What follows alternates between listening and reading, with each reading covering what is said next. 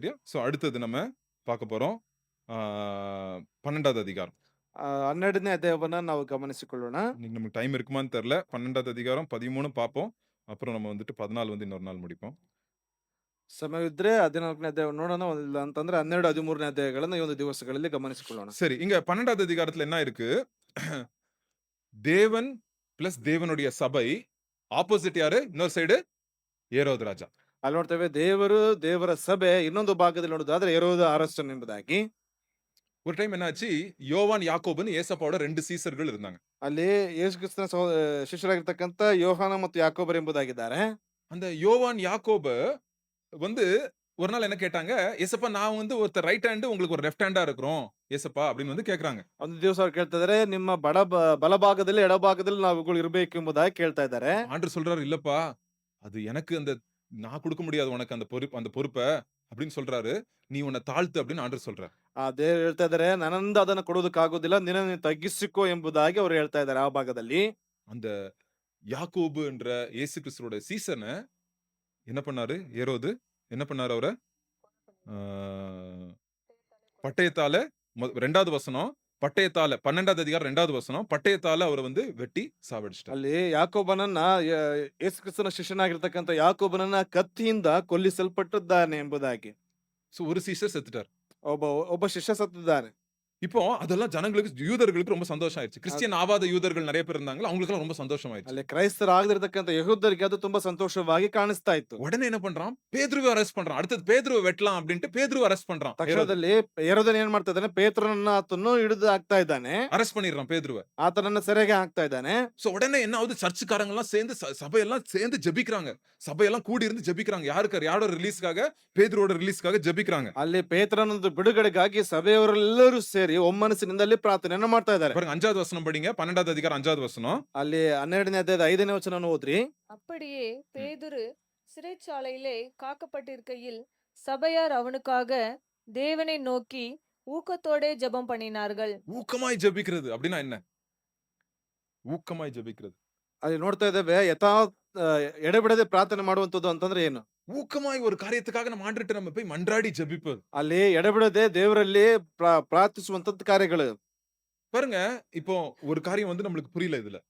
ಒಂದು ಕಾರ್ಯ ಇಲ್ದ್ರಲ್ಲಿ ನಮಗೆ ಅರ್ಥವಾಗ್ತಿಲ್ಲ. இங்க வந்து ஆண்டவர் வந்து என்ன பண்றாரு? அன்னைக்கு நைட்டு 16 போர் வீரர்கள் யார பார்த்துட்டு இருக்கிறா? பேதுரு மேல கண்ணு வச்சு அப்படியே அவன வந்து பார்த்துட்டே இருக்கான். கவனிச்சு அவன் மேல கவனிச்சு அவன் எஸ்கேப் ஆயிறக்கூடாது அப்படின்னு அவன ஜெயில்ல போட்டு அவன் கையெல்லாம் சங்கிலி போட்டு அவன கவனிச்சுட்டே இருக்காங்க 16 போர் வீரர்கள். ಅಲ್ಲಿ 16 ಯುದ್ಧ ವೀರರು ಆತನನ್ನ ಕಣ್ಗಾವಲಿನಲ್ಲಿ ಇಡಲ್ಪಟ್ಟಿದ್ದಾರೆ. ಆತನು ತಪ್ಪಿಸಿಕೊಂಡು ಹೋಗಬಾರದು ಎಂಬುದಾಗಿ ಕೈ ಕಾಲುಗಳಿಗೆ ಸರಪಣಿಗಳ ಮೂಲಕ சடனா ಹಾಕಿ. நைட் என்ன ஆகுது? ತಕ್ಷಣದಲ್ಲಿ ರಾತ್ರಿಯಲ್ಲಿ ಏನಾಗ್ತಾ ಇದೆ? எலும்பு எலும்புன்னு சத்தம் வருது. ಆ ದಟ್ಟನೆ ಎದ್ದೇಳು ಎಂಬುದಾಗಿ ಶಬ್ದ ಬರ್ತಾ ಇದೆ. டிரெஸ் எடுத்து போடு. ಆ, உன் சங்கிலி எல்லாம் கீழ உழப்போது. நீ வெளிய போற. அப்படியே அவன கூட்டிட்டு ஜெயில் வெளிய வரைக்கும் வந்து ஒரு தேவதூதன் வந்து கூட்டிட்டு விட்டுட்டு போயிடுறாரு. ಅಲ್ಲಿ ನೋಡ್ತಾ ಇದ್ದೇವೆ, ಆತನನ್ನು ಕರೆದುಕೊಂಡು ಬರಲ್ಪಟ್ಟವನಾಗಿ ಒಂದು ಸೆರೆಮನೆಯ ಹೊರಗಡೆ ಬಂದು ಕರೆದುಕೊಂಡು ಬಿಟ್ಟು ಹೋಗ್ತಾ ಇದ್ದಾರೆ ದೂತನು. அப்பதான் பேதுருக்கு தெரியுது. ஐயோ இது கனவுன்னு நினைச்சிட்டு இருந்தேன். ஆக்சுவலா ரியலா வந்து தேவன் வந்து எனக்கு எஸ்கேப் பண்றதுக்கு ஹெல்ப் பண்ணியிருக்கிறாரு அப்படின்னு. ಆತನು ಕನಸು ಎಂಬುದಾಗಿ ಅಂದುಕೊಳ್ಳಲ್ಪಟ್ಟಿದೆ, ಆದ್ರೆ ನಿಜವಾಗಿಯೂ ದೇವರು ನನ್ನಿಂದ ಈ ಭಾಗದಿಂದ ಬಿಡುಗಡೆ ಮಾಡಿ ನಡೆಸಲ್ಪಟ್ಟಿದ್ದಾನೆ ಎಂಬುದಾಗಿ. சோ இப்போ நம்ம பாருங்க ஒரு கேள்வி வரலாம் உங்க மைண்ட்ல. ನಿಮ್ಮ ಮನಸ್ಸಿನಲ್ಲಿ ಒಂದು ಪ್ರಶ್ನೆ ಬರಬಹುದು. ஸ்தேவான் இறந்தாரு கல்லடிக்கப்பட்டு. ಸ್ಟೇಫನನ್ನು ಕಲ್ಲಿಸಿದು ಕೊಲ್ಲಲ್ಪಟ್ಟಿದ್ದಾನೆ. இங்க யாக்கோப தலைய வெட்டிட்டாங்க. ಯಾಕೋಬನ ತಲೆಯನ್ನ ಕತ್ತರಿಸಲ್ಪಟ್ಟಿದ್ದಾರೆ. பேதுரு தப்பிக்க வைக்கப்பட்டார். ಪೇತ್ರನಲ್ಲಿ ತಪ್ಪಿಸಲ್ಪಟ್ಟಿದ್ದಾನೆ. நீங்க இப்ப கேள்வி வரலாம். பிரதர் அப்பனா யாக்கோபுக்காக அவங்க ஜெபம் பண்ணல. அதனால தான் வந்து அவங்க வந்துட்டு யாக்கோபு வந்து செத்துட்டாரா அப்படின்னு நீங்க கேள்வி கேட்கலாம். ನೀವು ಪ್ರಶ್ನೆ ಕೇಳಬಹುದು, ಯಾಕೋಬನಿಗಾಗಿ ಪ್ರಾರ್ಥನೆಯನ್ನ ಮಾಡಲಿಲ್ಲ, ಆ ಕಾರಣದಿಂದಾಗಿ ಆತನು ಮರಣ ಹೊಂದಿದ್ನ ಎಂಬುದಾಗಿ. இங்க தான் நம்ம வந்து ரொம்ப கேர்ஃபுல்லா இருக்கணும்.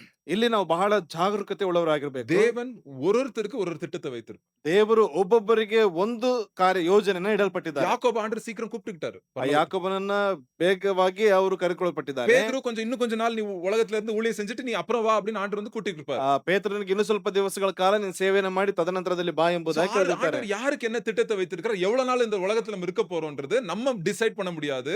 நம்மளுடைய ஜெபமும் நிறைய நேரத்துல டிசைட் பண்ண முடியாது. தேவன் டிசைட் பண்ணுவார்.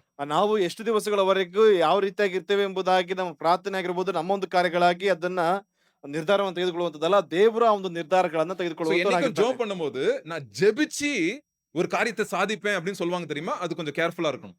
ನಾನು ಪ್ರಾರ್ಥಿಸಿ ಈ ಕಾರ್ಯವನ್ನ ಸಾಧಿಸ್ತೇನೆ ಎಂಬುದಾಗಿ ಹೇಳ್ತಾರಲ್ವಾ, ಬಹಳ ಜಾಗರೂಕತೆಯಿಂದ ಇರಬೇಕು. 2 காரியம் இருக்கு. நீங்க 1 யோவான் 5வது அதிகாரத்துல நீங்க படிக்கும்போது 14, 15 நினைக்கிறேன்.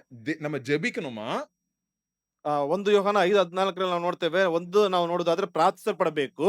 அதே நேரத்துல தெய்வ சித்தம்னு ஒண்ணு இருக்கணுமா? 2 இருக்கணும். 2ம் நம்ம ஜெபிக்கும்போது தெய்வ சித்தம் இருந்துச்சுன்னா, இங்க வந்து தெய்வ சித்தம் இருந்துச்சு. பேதுரு வெளிய வரணும்னு அவன் வந்து ரிலீஸ் ஆனான் ஜெயில்ல இருந்து. ಅಲ್ಲಿ ನೋಡ್ತಾ ಇದ್ದೇವೆ, ಪ್ರಾರ್ಥಿಸುವಂತ ಸಂದರ್ಭದಲ್ಲಿ ದೇವರ ಚಿತ್ತವೂ ಸಹ ಅದು ನೆರವೇರ್ಪಡಬೇಕು. ಅದೇ ರೀತಿಯಾಗಿ ಇಲ್ಲಿ ಪ್ರಾರ್ಥಿಸಲ್ಪಡುವಾಗ ದೇವರ ಚಿತ್ತಾರ್ಥವನ್ನು ಬಿಡುಗಡೆ ಆಗ್ಬೇಕು ಎಂಬುದಾಗಿತ್ತು. சோ அதனால தான் நம்ம ஜெபிக்கும்போது ஆண்டவருடைய சித்தம் என்னன்னு நம்மளுக்கு தெரியாது. பட் ஆனாலும் நம்ம ஆண்டவர்ட்ட போய் நம்ம என்ன பண்றோம்? ஜெபிக்கிறோம், நம்ம கேட்கிறோம். ಅಲ್ಲಿ ಪ್ರಾರ್ಥಿಸುವ ಸಂದರ್ಭದಲ್ಲಿ ದೇವರ ಚಿತ್ತ ಏನೆಂಬುದಾಗಿ ನಮ್ಗೆ ಗೊತ್ತಿರುವುದಿಲ್ಲ. ಆದ್ರೂ ಕೂಡ ಪ್ರಾರ್ಥನೆ ಮಾಡುವಾಗ ದೇವರ ಚಿತ್ತ ಏನೆಂಬುದಾಗಿ பட் ತಿಳಿಸ್ಕೊಡ್ಬೇಕಾಗ್ತದೆ. ஆனா யாக்கோபு இதுல கூட ஜெபிச்சிருப்பாங்க. அவருக்காகவும் ஜெபிச்சிருப்பாங்க. ஆனா ஆண்டவருடைய சித்தம் என்னது? சீக்கிரம் அவரை பரலோகத்துக்கு கூப்பிடுறதுக்கு. அதனால என்ன ஆயிருச்சு? அந்த ஜெபத்துக்கு வந்து நம்ம நினைக்கிறோம் பதில் கிடைக்கலன்னு. பட் ஆனா ஆண்டவருடைய பார்வையில அது வந்து அதான் பதில். ಅಲ್ಲಿ ನೋಡ್ತಾ ಇದ್ದೇವೆ, ಅವರಿಗೋಸ್ಕರ ಪ್ರಾರ್ಥನೆ ಮಾಡಿರ್ತಾರೆ. ಆದ್ರೆ ನಮ್ಮೊಂದು ಲೆಕ್ಕದಲ್ಲಿ ಆ ಒಂದು ಪ್ರಾರ್ಥನೆಗೆ ಉತ್ತರ ಸಿಗಲಿಲ್ಲ ಎಂಬುದಾಗಿ. ಆದ್ರೆ ದೇವರ ದೃಷ್ಟಿಯಲ್ಲಿ ಆತನ ಜೀವ ಇಷ್ಟರವರೆಗೆ ಎಂಬುದಾಗಿ. சோ அதனால தான் நம்ம ஜெபிக்கும்போது என்னைக்கும் தெய்வ சித்தத்தின்படி நம்ம ஜெபிக்கணும். ಆ ಕಾರಣದಿಂದಾಗಿ ಪ್ರಾರ್ಥಿಸುವಾಗ ದೇವರ ಚಿತ್ತದ ಪ್ರಕಾರವಾಗಿ ನಾವು ಪ್ರಾರ್ಥಿಸಬೇಕು. ஜெபத்தை ஆண்டவர் எப்ப கேட்பாராம் தெரியுமா? நம்ம ஜெபத்தை எப்ப தெரியுமா கேட்பாராம்? நம்ம அந்த 1 யோவான் 5வது அதிகாரத்துல நீங்க படிக்கும்போது என்ன போட்டிருக்குன்னா, நீங்க தேவ சித்தத்தின்படி நீங்க ஜெபிச்சீங்கன்னா உங்களுடைய ஜெபம் என்ன பண்ணப்படுமா? அப்பதான் கேட்கப்படுமா? ಆ ದೇವರ ಚಿತ್ತದ ಪ್ರಕಾರವಾಗಿ ನೀವು ಪ್ರಾರ್ಥಿಸುವಾಗ ಆಗ ನಿಮ್ಮ ಪ್ರಾರ್ಥನೆಗಳದು ಕೇಳಿಸಲ್ಪಡುತ್ತದೆ ಎಂಬುದಾಗಿ. சில பேர் சொல்லுவாங்க, பிரதர் எனக்கு விசுவாசம் ஜாஸ்தி, தேவ சித்தத்தையே நான் மாத்திருவேன். நீங்க யார பத்தி பேசிட்டு இருக்கீங்க எனக்கு தெரியல. அது எந்த ஆண்டவரை பத்தி நீங்க பேசுறீங்கன்னு தெரியல. கண்டிப்பா தேவ சித்தத்தை நம்ம மாத்த முடியாது. தேவனுடைய சித்தம்னா சித்தம் தான். ಕೆಲವರು ಹೇಳ್ತಾರೆ, ನನ್ನಲ್ಲಿ ನಂಬಿಕೆ ಇದೆ, ದೇವರ ಚಿತ್ತವನ್ನು ಬದಲಾಯಿಸುವುದಕ್ಕಾಗಿ ಎಂಬುದಾಗಿ. ನಮಗೆ ಗೊತ್ತಿಲ್ಲ ಅವರು ಯಾವ ದೇವರ ಬಳಿಯಲ್ಲಿ ಪ್ರಾರ್ಥನೆ ಮಾಡ್ತಾರೆ ಎಂಬುದಾಗಿ.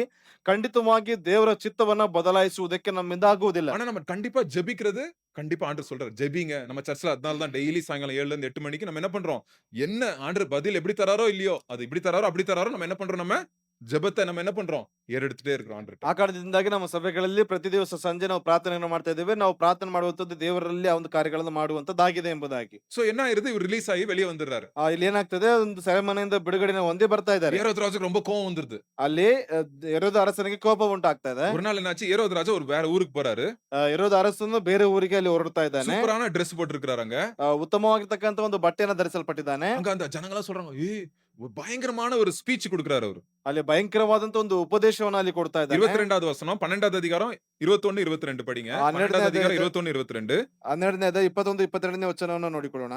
குறித்த நாளிலே ஏரோது ராஜவஸ்திரம் தரித்துக்கொண்டு சிங்காசனத்தின் மேல் உட்கார்ந்து அவர்களுக்கு பிரசங்கம் பண்ணினான். பிரசங்கம் பண்ணா அப்பொழுது ஜனங்கள் இது மனுஷ சத்தம் அல்ல, இது தேவ சத்தம் என்று ஆர்ப்பரித்தார்கள். என்ன பண்றாங்க? ஏய் இது மனுஷன் பேசல, தேவன் பேசுறாரு அப்படின்னு சொல்றாங்க இவர் பிரசங்கத்தை கேட்டுட்டு. ಇವರ ಪ್ರಸಂಗವನ್ನು ಕೇಳ್ಬಿಟ್ಟು ಇದು ಮನುಷ್ಯನ ಮಾತಲ್ಲ, ದೇವರ ಮಾತು ಎಂಬುದಾಗಿ ಹೇಳ್ತಾ ಇದ್ದಾರೆ. ரொம்ப கேர்ஃபுல்லா இருக்கணும். ತುಂಬಾ ಜಾಗರೂಕತೆಯಿಂದ ಇರಬೇಕು. ஆண்டவருடைய மகிமையை நம்ம என்ன பண்ணக்கூடாது? திருடக்கூடாது. ದೇವರ ಮಹಿಮೆಯನ್ನ ನಾವು ಕಳ್ಳತನ ಮಾಡಬಾರದು. அதை யாருக்கு மகிமை? துதியும் கனமும் யாருக்கு? யாருக்கு மாத்திரமே? தேவனுக்கு மாத்திரமே. ಅಲ್ಲಿ ಸ್ತುತಿಯು ಘನವು ಮಹಿಮೆ ಕೇವಲ ದೇವರಿಗೆ ಮಾತ್ರವೇ ಎಂಬುದಾಗಿ. இவர் என்ன நினைச்சிருப்பார்? பரவாயில்லப்பா, நம்மள தேவன் காட் லெவல்ல நம்ம வச்சிருக்காங்க, கடவுள் லெவல்ல நம்மள வச்சிருக்காங்க அப்படின்னு கொஞ்சம் அவர் என்ஜாய் பண்ணிருப்பாரு நினைக்கிறேன் ஏரோது. ಎರಡು ಅಂದ್ಕೊಂಡಿರ್ತಾನೆ ಎಂಬುದಾಗಿ ನಾವು ಅಂದ್ಕೊಳ್ತೇವೆ. ದೇವರ ಲೆಕ್ಕಕ್ಕೆ ನಮ್ಮನ್ನು ಇಟ್ಕೊಳ್ಳಲ್ಪಟ್ಟಿದ್ದಾರಲ್ಲ ಎಂಬುದಾಗಿ. 23வது வசனம் என்னாச்சு பாருங்க? பரிதாபமான முடிவு. ಅಲ್ಲಿ ನೋಡ್ತಾ ಇದ್ದೇವೆ, ಬಹಳ ಪರಿತಾಪವುಳ್ಳಂತ ಒಂದು ಕಾರ್ಯ. 23ನೇ ವಚನದಲ್ಲಿ அவன் ம். தேவனுக்கு மகிமையை செலுத்தாதபடியினால் ம். உடனே ம். கர்த்தருடைய தூதன் அவனை அடித்தான். அவன் புழு புழுத்து இறந்தான். பாக்குறதுக்கே கோரமா இருக்குது. படிக்கும் போதே கோரமா இருக்குது. புழுனால இறந்துடுறான். ಅಲ್ಲಿ ನೋಡ್ತೇವೆ, ಹುಳ ಬಿದ್ದು ಸತ್ತು ಹೋದನು ಎಂಬುದಾಗಿ ನೋಡ್ತಾ ಇದ್ದೇವೆ. ಹುಳ ಬಿದ್ದು ಅಂತ ಹೇಳ್ತಾ ಇದೆಯಾ? ಹುಳ ಬಿದ್ದು ಸತ್ತೋದ. சோ ஆண்டரோட எதுக்காக? ஒரே காரணம் என்னது? யாரோட மகிமை திருடுனா? தேவனுக்கு மகிமை கொடுக்கல. அவன் சொல்லிருக்கணும் உடனே, ஐயோ என்ன வந்து நீங்க இது பண்ணாதீங்க, தேவனை பாருங்க, என்ன பார்க்காதீங்க, என் ட்ரெஸ்ஸ பார்க்காதீங்க, தேவனை பாருங்கன்னு சொல்லது மறந்ததுனால புழு உளுந்து அவன் செத்துட்டான். ಅಲ್ಲಿ ನೋಡ್ತಾ ಇದ್ದೇವೆ, ನನ್ನನ್ನು ನೋಡ್ಬೇಡ್ರಿ, ನನ್ನ ಬಟ್ಟೆಗಳನ್ನ ನೋಡ್ಬೇಡ್ರಿ, ದೇವರನ್ನ ನೋಡಿ ನೀವು ಒಂದು ಘನವನ್ನ ಸಲ್ಲಿಸ್ರಿ ಎಂಬುದಾಗಿ ಹೇಳ್ಬೇಕಾಗಿತ್ತು. ಆದ್ರೆ ಆ ಕಾರ್ಯಗಳನ್ನ ಹೇಳ್ದಿದ್ದ ಕಾರಣದಿಂದಾಗಿ ಹುಳ ಬಿದ್ದು ಸತ್ತು ಹೋಗ್ತಾ ಇದ್ದಾನೆ. ஆண்டவர் வந்து என்னைக்கு அவர் மகிமைய 50-50 ஷேரிங் பண்ண மாட்டாரு. 50% பாஸ்டருக்கு, 50% எனக்கு. ஷேரே பண்ண மாட்டார் ஆண்டவர். ದೇವರು ಯಾವತ್ತಿಗೂ ಕೂಡ ಆತನ ಮಹಿಮೆಯನ್ನ ಅಲ್ಲಿ ನೋಡ್ತಾ ಇದ್ದೇವೆ ಹಂಚಿಕೊಳ್ಳುವಂತದ್ದಲ್ಲ. 50% ಪಾಸ್ಟರ್‌ಗೆ 50% ದೇವರಿಗೆ ಎಂಬುದಂತ ರೀತಿಯಲ್ಲಿ ಅಲ್ಲ. நம்ம திருடக்கூடாதுங்க தேவனுடைய மகிமை. ದೇವರ ಮಹಿಮೆಯನ್ನ ನಾವು ಕಳ್ಳತನ ಮಾಡಬಾರದು. ஆண்டவரே என் வாழ்க்கையில ஆண்டவரே நீர் தான் மகிமைப்படும். ನನ್ನ ಜೀವಿತದಲ್ಲಿ ದೇವರೇ ನೀವೇ ಮಹಿಮೆಯನ್ನು என் ಹೊಂದಬೇಕು. ஊழியத்துல நீர் தான் மகிமைப்படும். ನಮ್ಮ ಸೇವೆಯಲ್ಲಿ ನೀವೇ ಮಹಿಮೆಯನ್ನು ಹೊಂದಬೇಕು. நம்ம மனுஷனை பார்த்து எதுவும் செய்யக்கூடாது. ನಾವು ಮನುಷ್ಯನನ್ನು ನೋಡಿ ಏನು ಕೂಡ ಮಾಡಬಾರದು. உமக்காக நான் எல்லாம் செய்யணும். ನಿಮಗಾಗಿ ಎಲ್ಲವನ್ನ ಮಾಡಬೇಕು. அதான் தேவன் விரும்புகிற ஊழியம். ಅದೇ ದೇವರು ಪ್ರೀತಿಸುವಂತ ಒಂದು ಕಾರ್ಯ.